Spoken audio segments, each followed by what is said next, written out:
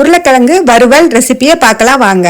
ஒரு 4 உருளைக்கிழங்க தோல் சீவிட்டு நீல வாக்கில் கட் பண்ணி அதை குக்கரில் ஒரு விசில் விட்டு எடுத்து வச்சுருக்கேன். ஒரு கடாய் அடுப்பில் வச்சு கொஞ்சமாக ஆயில் விட்டு வேக வச்ச உருளைக்கிழங்க வடித்து இதில் சேர்த்துக்கிட்டேன். நல்லா மிக்ஸ் பண்ணி விட்டுக்கலாம். உருளைக்கிழங்குக்கு தேவையான உப்பு சேர்த்துக்கலாம். 1/4 டீஸ்பூன் மஞ்சள் தூள். எல்லாத்தையும் நல்லா கலந்து விட்ட பிறகு மூடி போட்டு ஒரு 3 நிமிஷம் வேக விடலாம்.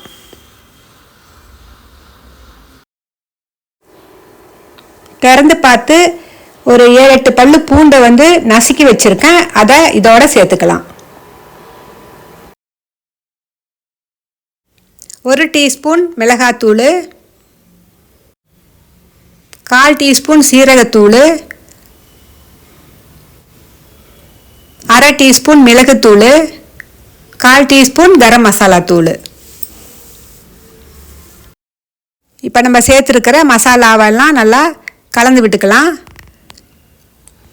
அழுங்காமல் கலந்து விட்டுக்கணும், இல்லைன்னா உருளைக்கிழங்கு நுணுங்கி போயிடும். ஏன்னா நம்ம ஏற்கனவே வேக வச்சு வச்சுருக்கோம்.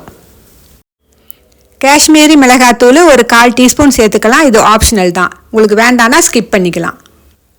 ஒரு கொத்து கறிவேப்பிலையும் சேர்த்து நல்லா வறுத்துக்கலாம். 5 நிமிஷம் இப்படியே கிளறி விட்டுக்கிட்டு இருக்கக்குள்ளே நம்மளோட உருளைக்கிழங்கு வறுவல் சூப்பராக ரெடி ஆயிடுச்சு. என்னோட இந்த ரெசிபி உங்களுக்கு பிடிச்சிருந்துச்சுன்னா நீங்களும் இதே மெத்தடில் ட்ரை பண்ணி பாருங்கள். மீண்டும் ஒரு நல்ல பதிவில் உங்களை சந்திக்கிறேன். நன்றி.